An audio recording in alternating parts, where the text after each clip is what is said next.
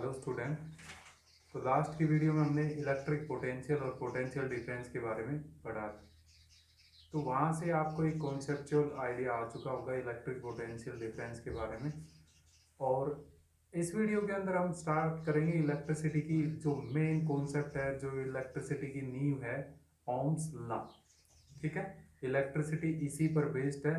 और ये जो टॉपिक है ये इलेक्ट्रिसिटी समझने के लिए बहुत बहुत ज़्यादा इम्पोर्टेंट है। ठीक है, तो स्टार्ट करते हैं ओम्स लॉ।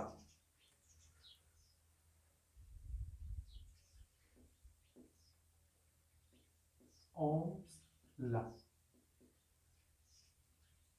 तो पहले इसकी डेफिनेशन लिखते हैं। It is state that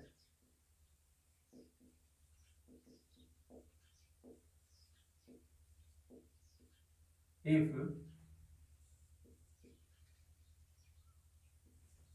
temperature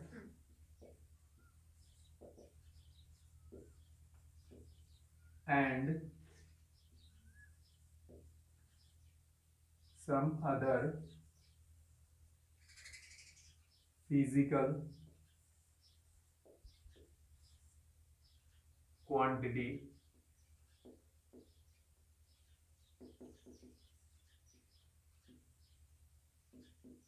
are kept constant, then the current flowing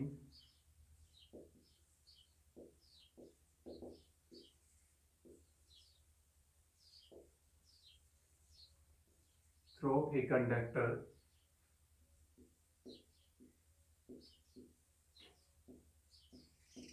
is directly proportional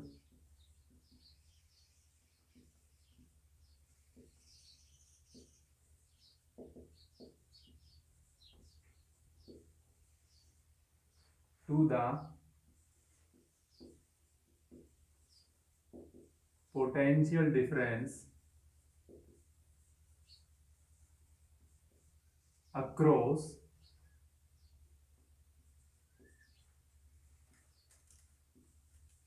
the ends of conductor। देखो ओम्स लॉ क्या है यहाँ पर, ये कहना चाहता है कि अगर टेम्परेचर और कुछ अदर फिजिकल क्वांटिटी कांस्टेंट रखी जाती है, मतलब टेम्परेचर है वो फिक्स रखा जाता है, टेम्परेचर चेंज ना होता रहे, और कुछ अदर फिजिकल क्वांटिटी उनको भी कांस्टेंट रखा जाए, वो चेंज ना हो, तो उस कंडीशन में किसी भी कंडक्टर में जो फ्लो होने वाला करंट है वो डायरेक्टली प्रोपोर्शनल होगा उसके एंड्स पर जो अप्लाई है पोटेंशियल डिफरेंस।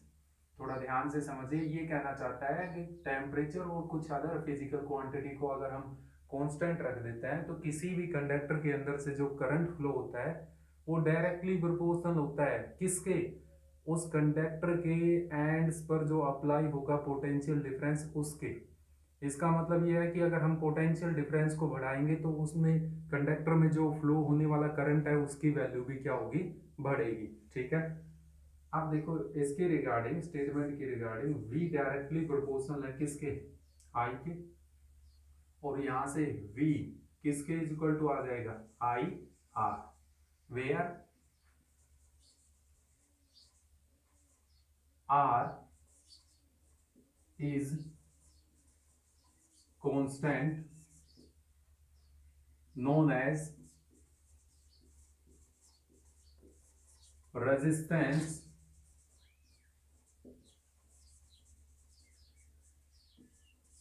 of conductor. तो अब देखो यहाँ पर V डायरेक्टली प्रोपोर्शनल है किसके, I के। ठीक है, अब देखो यहाँ पर ऐसे फिजिक्स के अंदर ये जो प्रोपोर्शनलिटी है, ठीक है, इसको जब हम इक्वालिटी में चेंज करते हैं तो एक कांस्टेंट आता है। ठीक है, यहाँ पर R है वो कांस्टेंट ही है।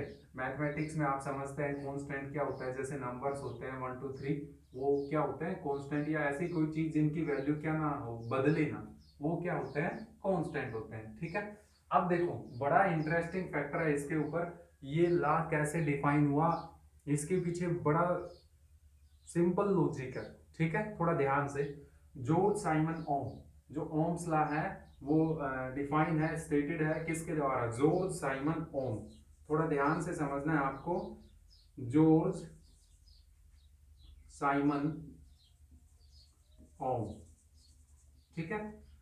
ये एक फ्रेंच फिजिसिस्ट था, ठीक है, और ये एक बहुत अच्छा मैथमेटिशियन था। इसकी जो हॉबी थी ज्यादातर वो मैथमेटिक्स के अंदर थी, और अपने शुरुआती दिनों में इन्होंने स्टडी करके और मैथमेटिक्स टीचर के रूप में वर्क करना स्टार्ट कर दिया, और इनको अपनी लाइफ बड़ी बोरिंग फील होने लग गई, ठीक है। तो उसके बाद इन्होंने क्या किया, एल्सांद्रो वोल्टा, हाँ वही एल्सांद्रो वोल्टा जो हमने पोटेंशियल डिफरेंस के अंदर पढ़ा था। एल्सांद्रो वोल्टा के ओनर में ही पोटेंशियल डिफरेंस की यूनिट रखी गई थी, वोल्ट, एसआई यूनिट, ठीक है। वो और जॉर्ज साइमन ओम एक इलेक्ट्रोकेमिकल सेल पे वर्क कर रहे थे, उसके इन्वेंशन पर वर्क कर रहे थे, उसकी डिस्कवरी कर रहे थे एक इलेक्ट्रोकेमिकल सेल की, ठीक है। तो जॉर्ज साइमन ने उस एक्सपेरिमेंट के दौरान उस पर कुछ एक्सपेरिमेंट किया, और एक अनोखी बात उसको एक रिलेशन पता चला किसके बीच में, पोटेंशियल वोल्टेज, पोटेंशियल या बोल दो वोल्टेज, और किसके बीच में, करंट के बीच में। वो एक्सपेरिमेंट से हम समझने की कोशिश करते हैं क्या वो एक्सपेरिमेंट था, और आर क्या कांस्टेंट है, आपको बहुत अच्छे तरीके से समझ में आ जाएगा, ठीक है। तो पहले हम एक्सपेरिमेंटल अरेंजमेंट यहाँ सेटअप करते हैं, फिर जो ये हमारा कांस्टेंट आया है रेजिस्टेंस, इसके बारे में हम आगे पढ़ेंगे, ठीक है। अब देखो एक्सपेरिमेंट क्या था, वो एक्सपेरिमेंटल अरेंजमेंट।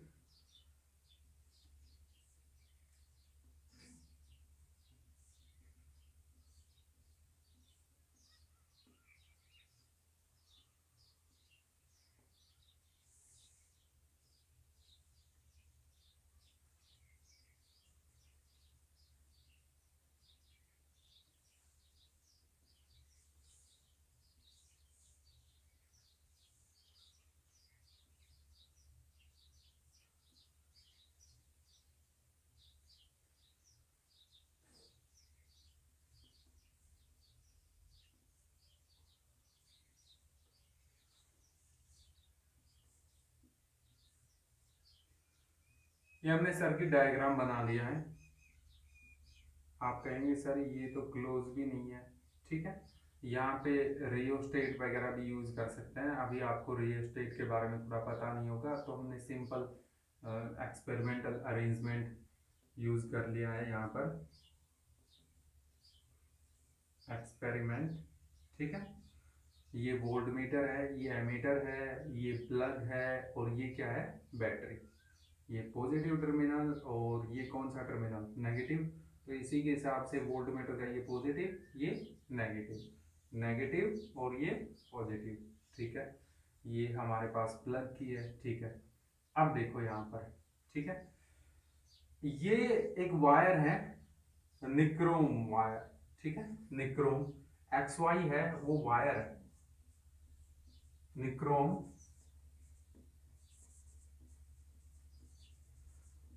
वायर। निक्रोम होता क्या है, ये एक अलॉय होती है, निक्रोम क्या होती है, अलॉय, ठीक है।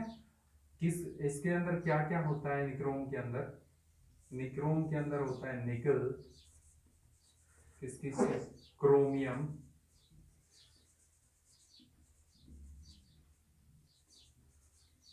Manganese and iron. इन सभी की कंपोजिशन से ही बनी हुई होती है आयरन, ये आई है आयरन, ठीक है। अलॉय है ये, एक्स वाई कोई भी वायर है, जैसे कॉपर का वायर है उसी तरीके से निक्रोम एक अलॉय है, किस किस से मिलकर बनी हुई है, निकिल से, क्रोमियम से, मैग्नीज से, और किससे, आयरन से। एक्स वाई एक आयर, जो निक्रोम वायर का हमने कोई पीस लिया और उसके साथ हमने वोल्ट मीटर लगा दिया, ये सर्किट बना दिया, करंट को मेजर करने के लिए एमीटर लगा दिया, पावर को ऑन ऑफ करने के लिए, इलेक्ट्रिसिटी को ऑन ऑफ करने के लिए स्विच लगा दिया, वोल्टेज को चेंज करने के लिए थोड़ी सी बैटरी है वो हम कभी ज्यादा बढ़ा रहे हैं कभी कम कर रहे हैं बैटरी के सेल्स, ठीक है। तो अब थोड़ा ध्यान से समझिए आप एक्सपेरिमेंटली। एमीटर करंट को मेजर करने के लिए लगाया है, सर्किट में कितना करंट फ्लो करेगा। वोल्ट मीटर यहाँ कितनी वोल्टेज आएगी वो मेजर करने के लिए। तो अब जब ये एक्सपेरिमेंट अरेंज किया गया, थोड़ा ध्यान से समझिए। पहले ये एक सेल के थ्रू किया गया।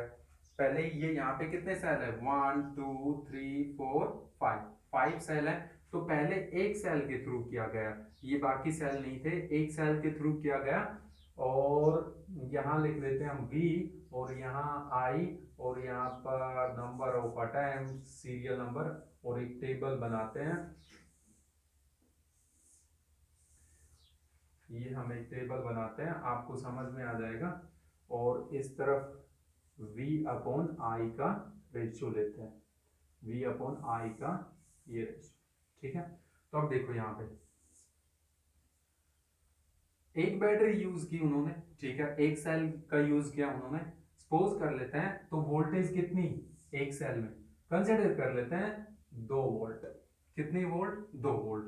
2 वोल्ट की वोल्टेज आ गई यहाँ। तो करंट देखा, कंसिडर कर लेते हैं रफ डाटा 1 एम्पियर, ठीक है। तो V और I का रेशियो कितना हो गया, 2, ठीक है। अब देखिए, अब उन्होंने वोल्टेज को चेंज किया।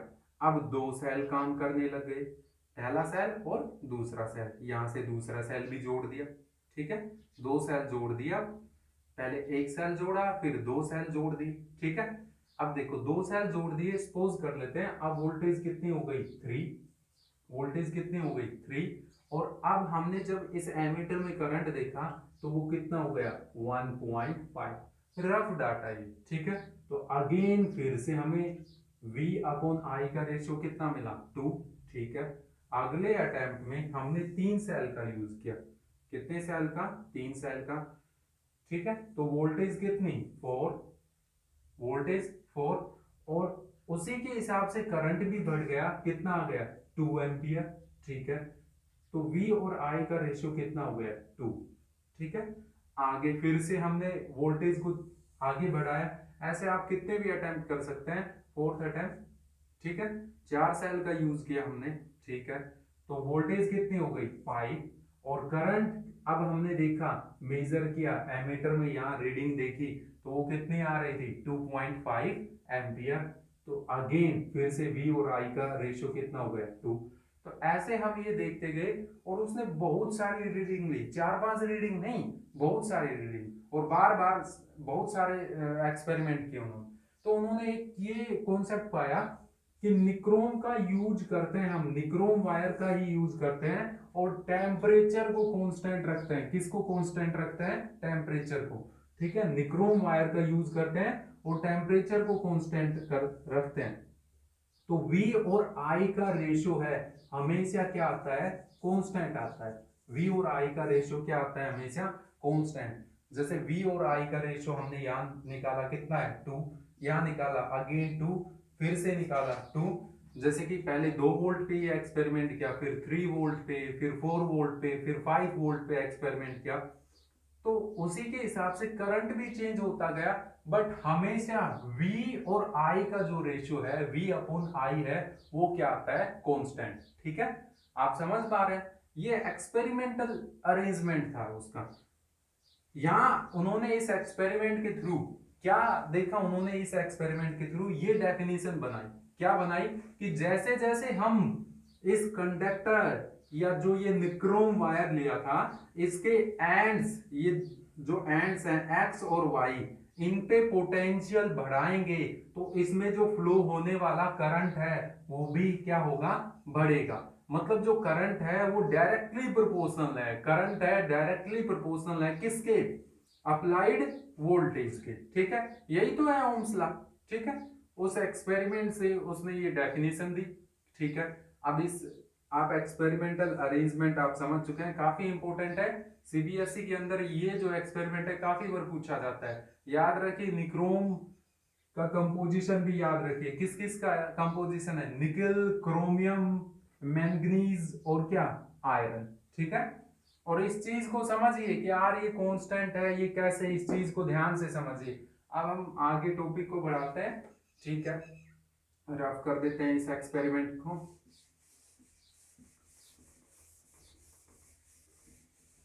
अभी तक हमने ये देख लिया कि V डायरेक्टली प्रोपोर्शनल है वो किसके है, I, ठीक है। और यहां से हमने ओम्स लॉ देखा, क्या आ गया Ohm's law, V is equal to क्या, I R, ठीक है। अब देखते हैं हम यहाँ, तो V किसके इज इक्वल टू है, I R, R यहाँ पे क्या है, R यहाँ पे वेयर मैंने लिखा अभी था, where R is a constant known as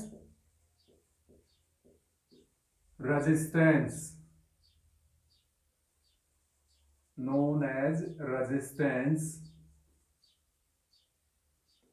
of conductor, जिस कंडक्टर का हम यूज कर रहे हैं उसका क्या, रेजिस्टेंस, ठीक है। अब देखो यहां से जब हम R की वैल्यू निकालते हैं यहां से, तो R किसके इज इक्वल टू आएगा, V अपॉन I। और ये एक्सपेरिमेंटली हमने यहाँ अभी एक टेबल के अंदर समझा था कि ये तो हमेशा क्या आता है, कांस्टेंट आता है। तो मतलब उस निक्रोम वायर का जो रेजिस्टेंस है, टेम्परेचर, टेम्परेचर और किसको, कुछ अदर फिजिकल क्वांटिटी को अगर हम चेंज ना करें तो ये क्या आएगा, कांस्टेंट आता है। R की वैल्यू उसके लिए क्या आएगी, कांस्टेंट। अब देखो यहां पर, अब R को समझते हैं, रेजिस्टेंस क्या होता है, थोड़ा अच्छे तरीके से इसकी डेफिनेशन वगैरह सब कुछ समझते हैं। रेजिस्टेंस, ठीक है, it is a property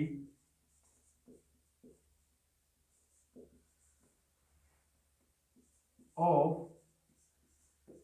a conductor to oppose the flow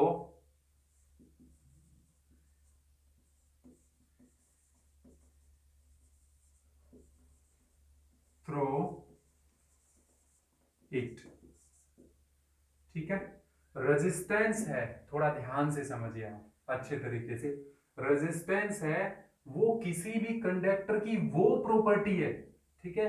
resistance किसी भी कंडक्टर की वो प्रॉपर्टी है जिसकी वजह से उसके अंदर जो चार्ज है वो फ्लो नहीं हो पाता है, उसका विरोध होता है, ठीक है।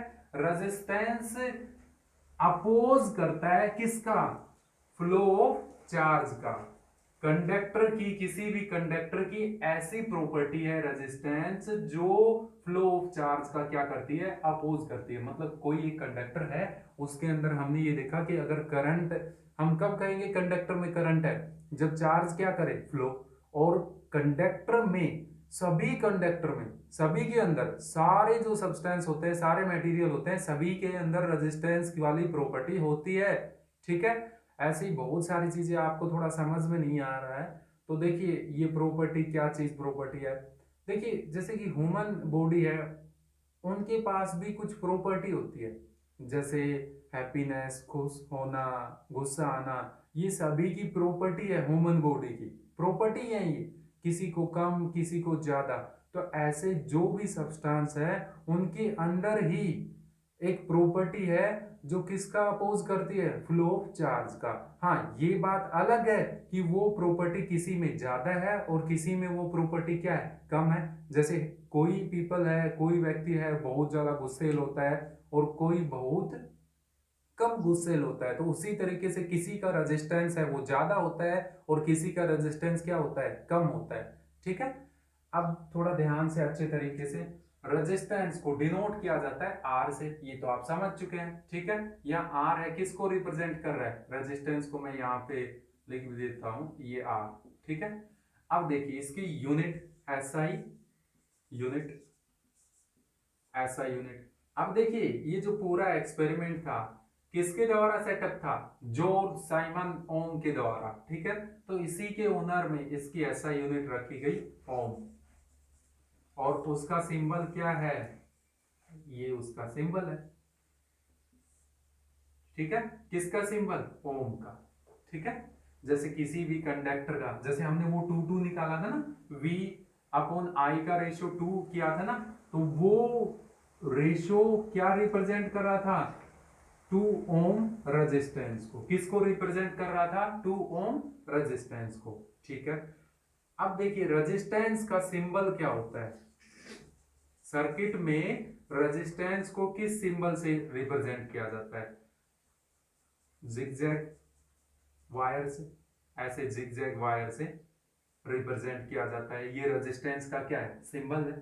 ठीक है, ये हमने पहले भी पढ़ा है सर्किट डायग्राम के अंदर। ठीक है, आप समझ चुके हैं। अब देखो, अब 1 ओम की डेफिनेशन देखते हैं हम। जैसे 1 एम्पियर की डेफिनेशन देखी थी हमने, 1 वोल्ट की डेफिनेशन, ये बहुत इंपॉर्टेंट है। 1 ओम 1 एम्पियर, और इनका आप कॉन्सेप्ट समझ गए तो ये बहुत इजी है। ठीक है, 1 ओम देखो मैथमेटिकली अगर हम लिखना चाहें तो पहले मैथमेटिकली देख लेते हैं। मैथमेटिकली आर किसके इज इक्वल टू है? V अपॉन आई। ठीक है, किसी भी कंडक्टर का रेजिस्टेंस किसके इज इक्वल टू है? उस कंडक्टर के एंड्स पर जो अप्लाइड पोटेंशियल डिफरेंस है और उस कंडक्टर में कितना करंट फ्लो कर रहा है उनके रेशियो के बराबर। ठीक है, अब देखिए यहां पर आर 1 ओम, तो ये भी कितने होने चाहिए? 1 वोल्ट। पोटेंशियल कितना होना चाहिए? 1 वोल्ट। और करंट कितना होना चाहिए? 1 एम्पियर। अरे भी तभी तो 1 ओम बनेगा। ठीक है, अब डिफाइन करते हैं, इसकी डेफिनेशन लिखते हैं। ठीक है, यहां लिख देते हैं इसकी डेफिनेशन, या यहां से स्टार्ट कर देते हैं 1 ओम की डेफिनेशन। 1 ओम बहुत इंपॉर्टेंट है 1 ओम। ठीक है, the resistance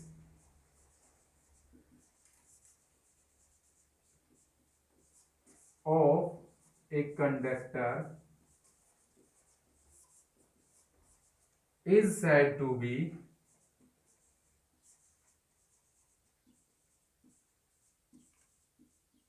1 ohm if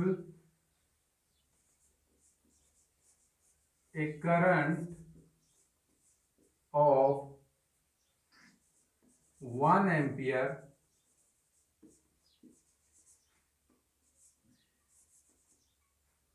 flow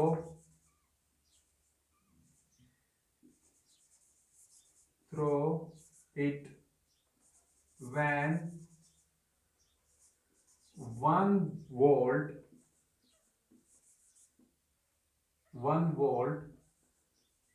potential applied across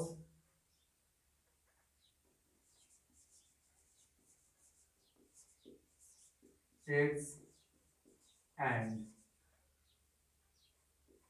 अब देखो ये कहना चाहता है 1 ओम, हम कब कहेंगे किसी भी कंडक्टर का रेजिस्टेंस 1 ओम? ये कहना चाहता है अगर किसी कंडक्टर में 1 एम्पियर करंट फ्लो करे। कितना एम्पियर? 1 एम्पियर करंट फ्लो करे। कब? जब उस कंडक्टर के एंड्स पर कितना पोटेंशियल अप्लाई किया जाए? 1 वोल्ट। ठीक है, अगर किसी कंडक्टर में 1 एम्पियर करंट फ्लो कर रहा है, कब फ्लो कर रहा है 1 एम्पियर? जब उसके एंड्स पर कितना पोटेंशियल अप्लाई हो? 1 वोल्ट। तो हम ये बोल देंगे कि उस कंडक्टर का रेजिस्टेंस है वो कितना रेजिस्टेंस है? 1 ओम। ठीक है, तो 1 ओम की डेफिनेशन आप लिख लीजिए। ठीक है, तो आगे देखते हैं इसके अंदर ग्राफिकल रिप्रेजेंटेशन, और उसके बाद types of conductor by Ohm's law.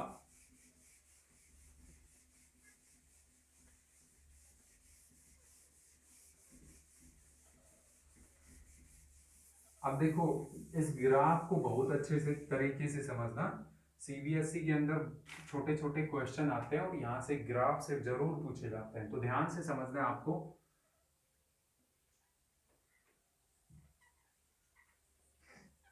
Graph between V and I, या आप ये भी बोल सकते हो ग्राफ फॉर रेजिस्टेंस, ये भी लिख सकते हो। ठीक है, अब देखिए यहां पर थोड़ा ध्यान से समझिए। अब देखिए जब भी हम ग्राफ बनाते हैं ऐसी दो क्वांटिटी, ठीक है, ग्राफ तो दो क्वांटिटी के बीच में बनेगा, यहाँ पर वोल्टेज है, पोटेंशियल डिफरेंस, और दूसरी कौन है, करंट। और हमें ये भी पता है इनमें कैसा रिलेशन है, एक दूसरे के क्या है ये, डायरेक्टली प्रोपोर्शनल, ठीक है, एक दूसरे के क्या है, डायरेक्टली प्रोपोर्शनल। तो ऐसी दो क्वांटिटी जो एक दूसरे के डायरेक्टली प्रोपोर्शनल है, उनका ग्राफ बनता है, कैसा ग्राफ बनता है, स्ट्रेट लाइन, ऐसे स्ट्रेट लाइन ग्राफ बनता है, ठीक है। अभी थोड़ा ध्यान दीजिए, आपने ग्राफ के बारे में मैथमेटिक्स में थोड़ा पढ़ा होगा, ऐसे ग्राफ बनाए भी होंगे आपने, ठीक है। आप कोई से भी एक्सिस पर, मैथमेटिक्स में इसको जनरली हम एक्स एक्सिस से रिप्रेजेंट करते थे और इसको किससे, वाई एक्सिस, ठीक है। यहाँ मैथमेटिक्स से रिलेट नहीं करेंगे, ये आप सभी को पता है, ठीक है। ऐसी दो क्वांटिटी याद रखना, आगे भी अगर आपको कभी ग्राफ बनाना पड़े तो दो क्वांटिटी जो डायरेक्टली प्रोपोर्शनल हो, ठीक है, उनका ग्राफ कैसा बनता है, स्ट्रेट लाइन ग्राफ, ठीक है। ये जो स्ट्रेट लाइन है ये एकदम मिडिल में हो, ये कोई जरूरी नहीं है, ऐसा कोई जरूरी नहीं है कि मिडिल में हो, ऐसा भी हो सकती है, ऐसे भी हो सकती है, ऐसी भी हो सकती है, होगी ये स्ट्रेट, ऐसे नहीं हो सकती, थोड़ा ध्यान से समझिए, इनका ग्राफ कुछ ऐसा नहीं हो सकता है, ऐसा ग्राफ नहीं हो सकता है, ठीक है। थोड़ा ध्यान से अच्छे तरीके से, हाँ, आप समझ चुके हैं ये बात कि इन दोनों का जब ग्राफ बनाएंगे हम तो एक स्ट्रेट लाइन आएगी, चाहे ये आए, ये आए, ये आए, कोई सी भी स्ट्रेट लाइन आए, ठीक है। तो अब ग्राफ देखते हैं, बहुत इंपॉर्टेंट है ये, ध्यान से समझना। ऐसे ग्राफ बना के आपसे ये पूछ लिया जाएगा, बताइए किसका रेजिस्टेंस ज्यादा है, किसका रेजिस्टेंस कम है। तो पहले हम एक ग्राफ बनाते हैं, फर्स्ट ग्राफ, ठीक है। तो इस एक्सिस पर, वाई एक्सिस पर हम पोटेंशियल ले लेते हैं और एक्स एक्सिस पर हम करंट ले लेते हैं। तो अब ग्राफ तो बनेगा इन दोनों के बीच क्या, स्ट्रेट लाइन ग्राफ, ठीक है। स्ट्रेट लाइन ग्राफ बनेगा, ये एक स्ट्रेट लाइन, यही किसको रिप्रेजेंट करेगा, आर को, ठीक है, रेजिस्टेंस को रिप्रेजेंट करेगा। अब थोड़ा ध्यान से अच्छे तरीके से आप समझिएगा, एक टर्म आएगी यहाँ पर स्लोप, ठीक है, स्लोप, ठीक है, स्लोप ऑफ ग्राफ, कौन सा ग्राफ है, वी आई, ठीक है, वी आई ग्राफ। अब स्लोप, थोड़ा ध्यान से समझिए बेटा, ये मैथमेटिक्स के टर्म है और 11th क्लास में आप पढ़ेंगे इनको, ठीक है। यहाँ हम, यहाँ जो समझना है उसके हिसाब से एक छोटा सा रिव्यू ले लेते हैं। तो जो स्लोप है, किसी भी लाइन का जो स्लोप है, ठीक है, वो टेंजेंट थीटा के इज इक्वल टू होता है, स्लोप किसके इज इक्वल टू होता है, टेंजेंट थीटा के। अब 10th क्लास में आपने पढ़ा है साइन, कोस, टेन, ठीक है, ये सब पढ़ रखे होंगे, ट्रिग्नोमेट्रिक जो आइडेंटिटीज, फंक्शन वगैरह है, ये सब पढ़ रखे होंगे आपने, ठीक है। अब देखो जो स्लोप है किसी भी लाइन का, इस लाइन का जो स्लोप है वो टेंजेंट थीटा के इज इक्वल टू है, थीटा कौन सा है, ये वाला, यही तो है थीटा जो एक्स एक्सिस के साथ बनेगा, ये थीटा होना चाहिए, समझ पा रहे हैं आप, ये वाला नहीं, ये वाला एंगल नहीं, ये वाला, ठीक है। अब देखिए, या इसकी दूसरी डेफिनेशन ये भी हो सकती है, स्लोप है किसी भी लाइन का y2 minus y1 divided by x2 minus क्या, x1, ठीक है। कोई भी दो पॉइंट ले लेते हैं यहाँ, इस पर कोई भी दो पॉइंट, इसको हमने मान लिया x1 और y1 इसके कोऑर्डिनेट, और इसके कोऑर्डिनेट क्या है, x2 कोमा y2, ये आप 10th क्लास में पढ़ चुके होंगे ग्राफ वगैरह के अंदर, ठीक है। तो जो स्लोप है, इस लाइन का जो स्लोप है वो किसके इज इक्वल टू होगा, y2 minus y1 divided by x2 minus x1, ठीक है, या तो टेंजेंट थीटा के या इसके इज इक्वल टू, आप याद रख लीजिए इसको ध्यान से, ठीक है। दो बातें, दो जो क्वांटिटियां अगर डायरेक्टली प्रोपोर्शनल है तो उनका ग्राफ कैसा बनेगा, स्ट्रेट लाइन ग्राफ, ठीक है।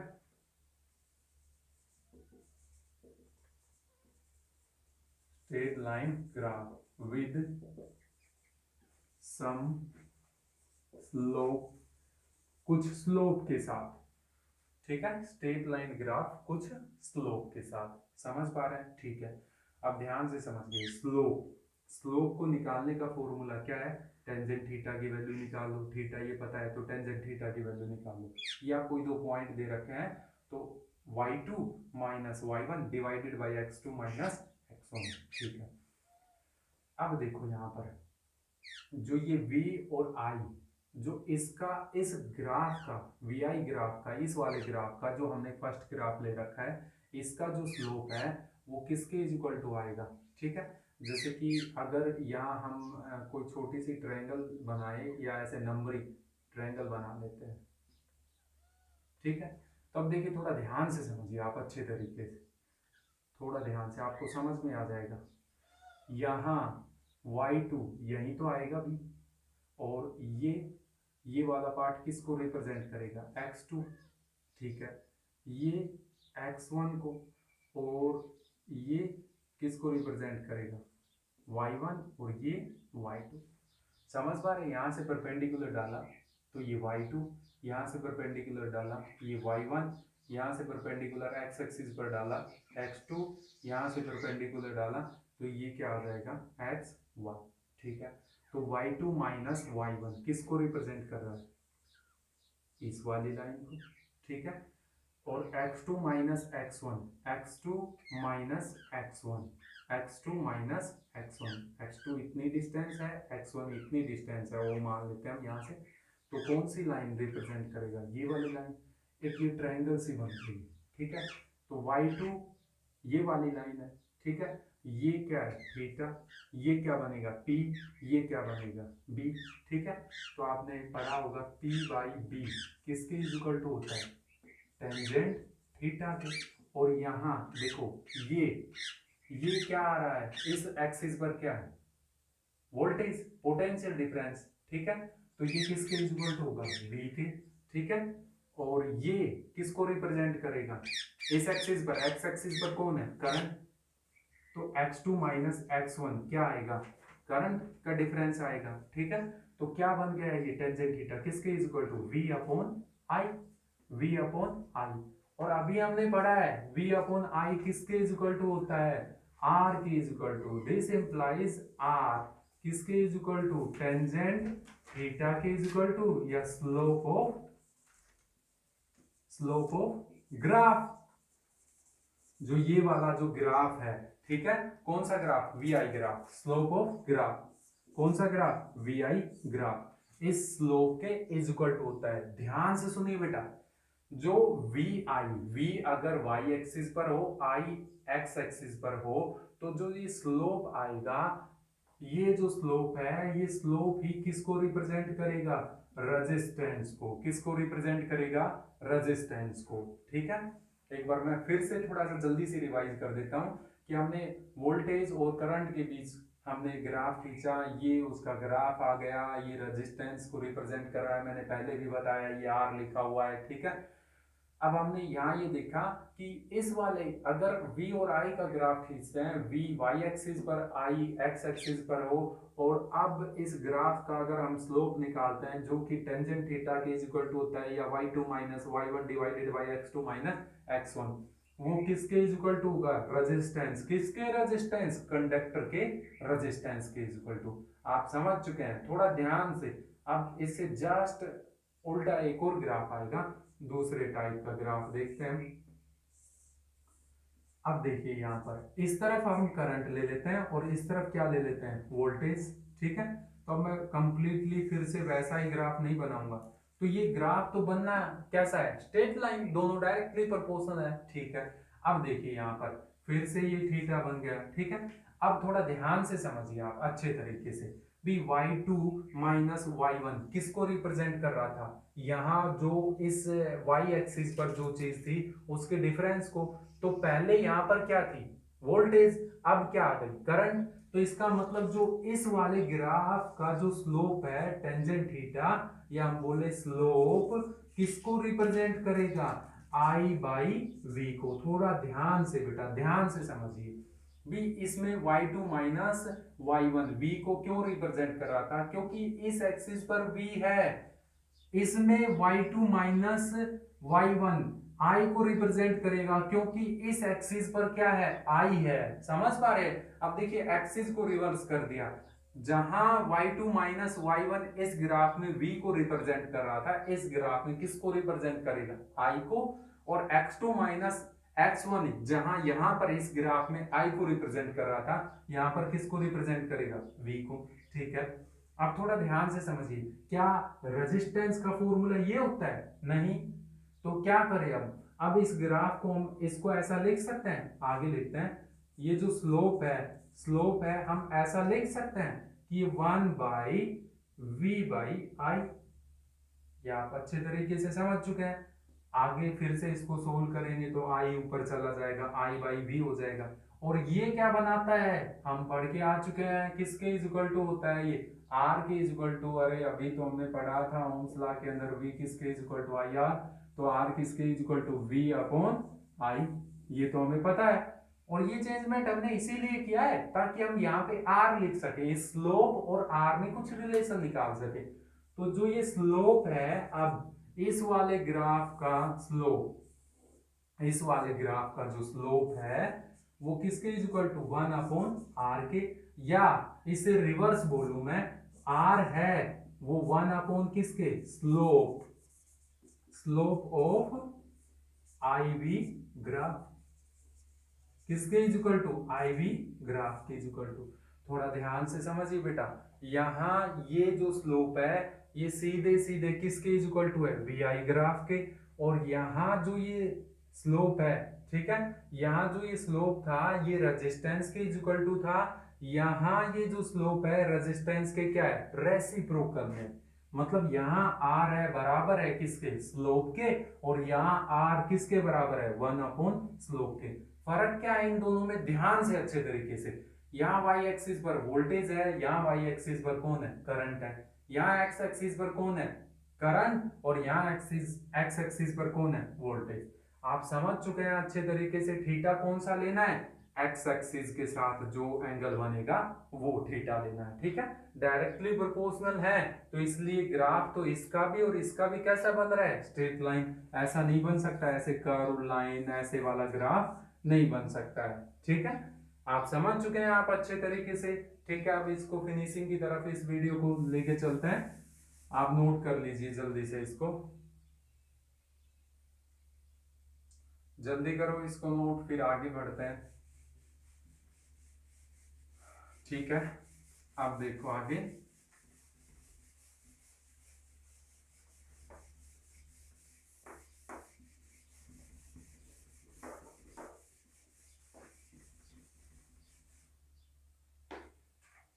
अब देखो cause of resistance, cause of resistance हमने पढ़ लिया। रेजिस्टेंस ऐसी प्रॉपर्टी है जो किसका अपोज करती है, चार्ज के फ्लो का, मतलब करंट को फ्लो नहीं होने देती है, चार्ज को फ्लो नहीं होने देती है, ऐसी प्रॉपर्टी है। ठीक है, हम समझ चुके हैं। जल्दी से काज ऑफ रेजिस्टेंस देख लेते हैं, ऐसा क्या कारण है कि रेजिस्टेंस आता है सभी चीजों के अंदर, रेजिस्टेंस। ठीक है, अब देखिए रेजिस्टेंस क्यों आता है, क्या कारण है, तो बड़ा सिंपल है ये समझना आपके लिए। ठीक है, कोई भी चीज है, कोई वायर ले लेते हैं, कोई कंडक्टर ले लेते हैं, कोई भी चीज है किससे बनी हुई, एटम, एटम के अंदर इलेक्ट्रॉन प्रोटॉन। ठीक है, तो वही कॉन्सेप्ट, कुछ फ्री इलेक्ट्रॉन चलते हैं, मूव करते हैं, जिसकी वजह से क्या फ्लो करता है, करंट फ्लो करता है। अब देखिए थोड़ा ध्यान से समझिए, हम फ्री इलेक्ट्रॉन से इनको मान लेते हैं। ठीक है, और भी फ्री इलेक्ट्रॉन के साथ क्या प्रेजेंट होंगे, एटम भी प्रेजेंट होंगे, बहुत सारे एटम। अरे एटम भी तो प्रेजेंट होंगे, एटम कहाँ चले जाएंगे, एटम से ही तो मिलकर बने हुए हैं हम। ठीक है, सारी चीजें एटम से ही मिलकर बनी हुई है। आप कहेंगे सर ये तो आप क्या बोल रहे हो, सेल से बने हुए हैं हम तो। अरे सेल्स का भी कोई ना कोई केमिकल फॉर्मूलेशन होगा। ठीक है, वो भी एलिमेंट्स से बनी हुई है, वो एलिमेंट्स किससे बने हुए हैं, एटम्स।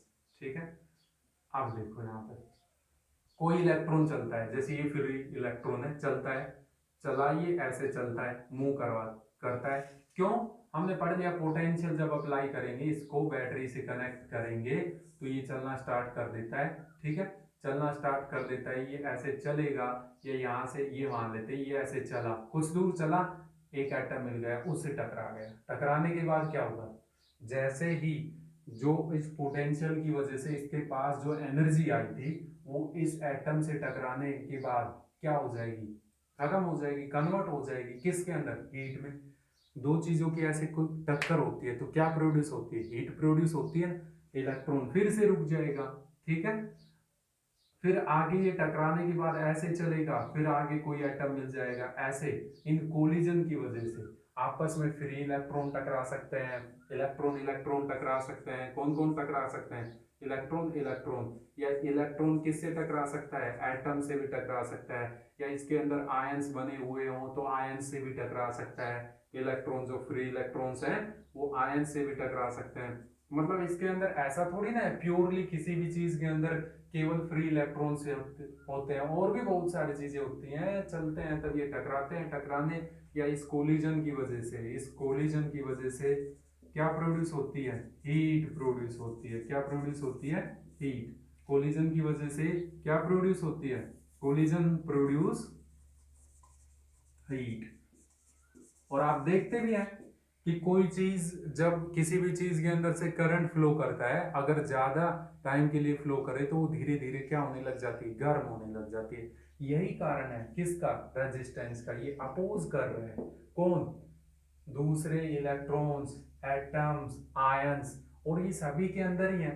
ऐसा थोड़ी ना है कि हम ऐसी कोई चीज बना सकते हैं कि जिसके अंदर केवल और केवल फ्री इलेक्ट्रॉन हो, तब भी वो फ्री इलेक्ट्रॉन एक दूसरे से टकराएंगे, ठीक है। तो ये तो सभी चीजों की प्रॉपर्टी है, और इसी बेस पे हम कंडक्टर और इंसुलेटर की डेफिनेशन या डिफाइन भी कर सकते हैं। जिनके अंदर ये कोलिजन ज्यादा है उनको हम इंसुलेटर बोल देते हैं, उनका रेजिस्टेंस ज्यादा हो जाता है। जिनके अंदर ये कोलिजन थोड़ा कम है उनको हम थोड़ा क्या क्या बोल देते हैं, कंडक्टर है, ठीक है। और उनके अंदर हीट भी कम प्रोड्यूस है, उनका रेजिस्टेंस भी कम है। समझ पा रहे हैं आप अच्छे तरीके से, ठीक है। आपको यहाँ से ये भी समझ में आ गया कि जब किसी चीज के अंदर से करंट पास होता है तो हीट क्यों प्रोड्यूस होती है, ये काज हो गया। अब जल्दी से देख लेते हैं ओमिक और non ohmic conductor, ohmic conductor और non ohmic conductor. Ohmic conductor बहुत इजी है, ohmic conductor, conductors which obey Ohm's law known as ohmic conductor,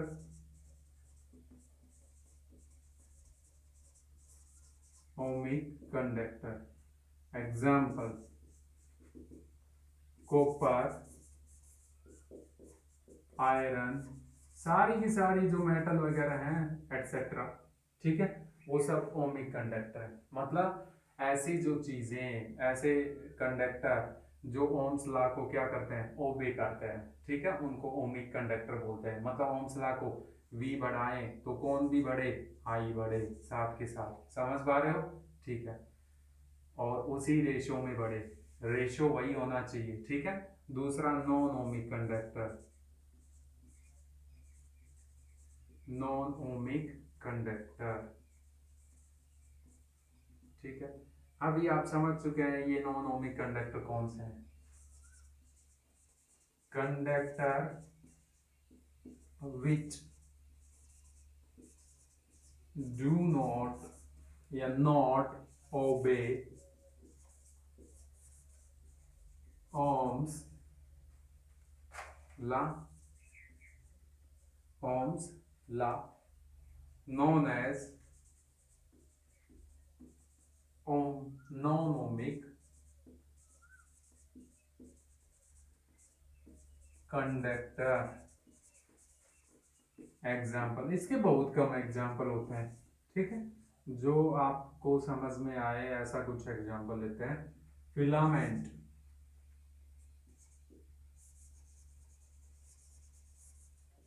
of bulb किसका बना हुआ होता है, टंगस्टन। बल्ब का फिलामेंट पता है ना, अरे बल्ब के अंदर ऐसे स्प्रिंग जैसे कोई संरचना होती है, छोटी सी स्प्रिंग जैसी, वही किसकी क्या बोला जाता है, फिलामेंट। किसका, बल्ब का। किसका बना हुआ होता है, टंगस्टन का। उसके अंदर ओम्स लॉ ओबे नहीं करता है। पोटेंशियल थोड़ा बढ़ाएं, करंट बहुत ज्यादा बढ़ता है, ठीक है, हीट बहुत ज़्यादा प्रोड्यूस होती है। समझ पा रहे हैं, नॉन ओमिक कंडक्टर। ठीक है, आप समझ चुके हैं ये। फिर भी कोई क्वेश्चन आपका, ऐसा कोई क्वेश्चन जो आपको समझ में ना आया हो या कोई कॉन्सेप्ट समझ में नहीं आया हो तो ज़रूर बताइए कमेंट्स के अंदर। ठीक है, थैंक यू।